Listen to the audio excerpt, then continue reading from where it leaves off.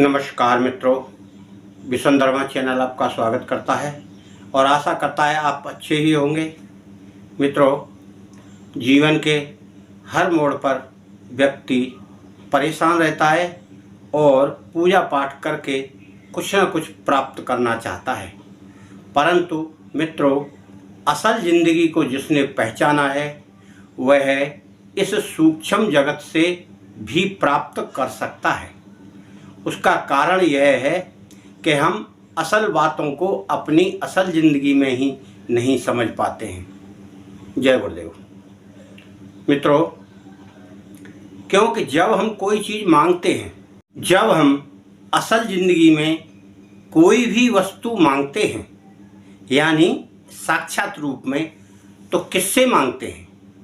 अपने घर में हमें जो भी वस्तु चाहिए वह हमारे लाकर तो पिता ही देते, परंतु चूंकि पिता से हमें डर लगता है, डांटेंगे, फटकारेंगे, हो सकता है मना कर दें, तब उस कंडीशन में हम अपनी माता के पास ही विनय निवेदन करते हैं और माता को समझाते भी हैं। माता कुछ भी कहने के बाद वह मान जाती है और हाँ कर देती है। फिर माता उस बात के लिए या उस वस्तु के लिए पिता के पास आपका संदेश भेजती है और उनसे कहती है कि बच्चे को यह वस्तु चाहिए, और माता की बात पिता हाँ हाँ करके पूरी कर देते हैं। यह क्रिया हमारी असल ज़िंदगी में होती है, परंतु हम देवी देवता पूजा पाठ की क्रियाओं में ऐसा नहीं करते, क्योंकि हम उस माता की शक्ति को पहचानते ही नहीं हैं।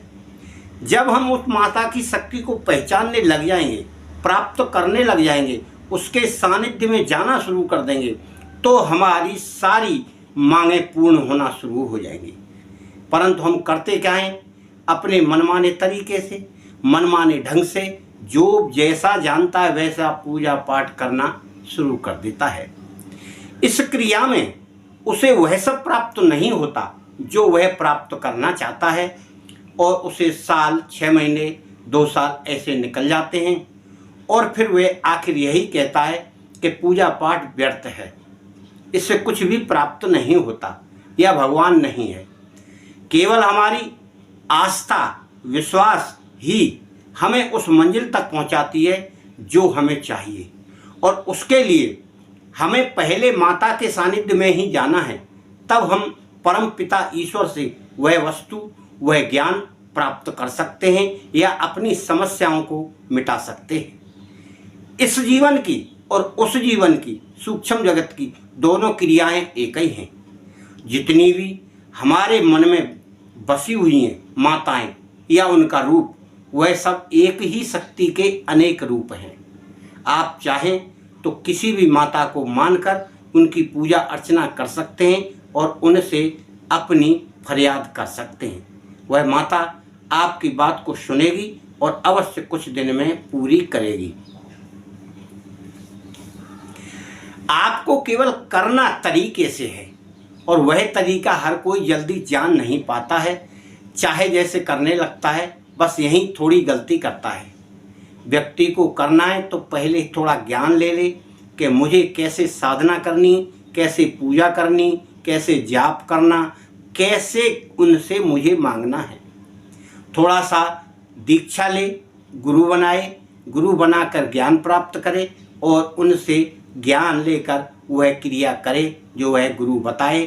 उनका मार्गदर्शन आपको वहाँ तक पहुँचाएगा। आपके गंतव्य तक जाने के लिए मार्गदर्शक चाहिए, वह होता है गुरु।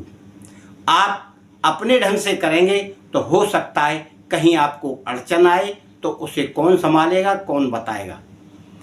आपकी की हुई क्रियाएं, गुरु के द्वारा बताई हुई क्रियाएं आपको सब कुछ प्राप्त कराएंगी।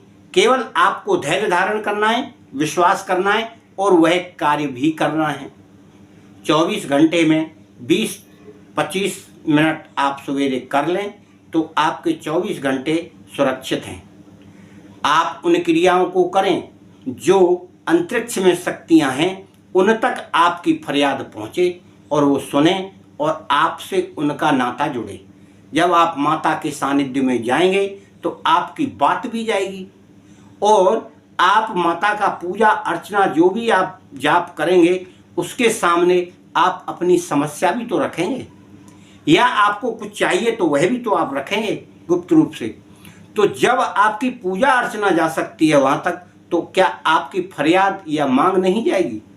जाएगी अवश्य। देरी हो सकती है परंतु अंधेरी नहीं होगी। आपका धीरे धीरे दिन बदलना शुरू होगा और आपको महसूस होगा अंदर से, पहले आनंद की प्राप्ति होगी, फिर आपको वह खुशियाँ प्राप्त होने लगेंगी जिनकी आप इच्छा रखते हैं। मित्रों, आप करके देखेंगे तो अवश्य ही आपको लाभ प्राप्त होगा और ज्ञान भी प्राप्त होगा कि सही तरीके से किया हुआ कार्य निष्फल नहीं जाता है, हमेशा उसका लाभ उस साधक को मिलता है। इसलिए आप गुरु बनाकर कोई भी क्रिया करें। वीडियो अच्छी लगे लाइक शेयर सब्सक्राइब करना, और उस गुरु के द्वारा ही आप उस मार्ग पर चलेंगे तो आपको अपने जीवन में वह सब प्राप्त होगा जो आप चाह रहे हैं। बड़े बड़े लोग या जो ज्ञानी हैं वह सब बातें बताते भी हैं, समझाते भी हैं, परंतु करने वाले करते हैं और सुनने वाले सुनकर चले जाते हैं और सो जाते हैं और खा लेते हैं, पी लेते हैं, इसके बाद कुछ नहीं।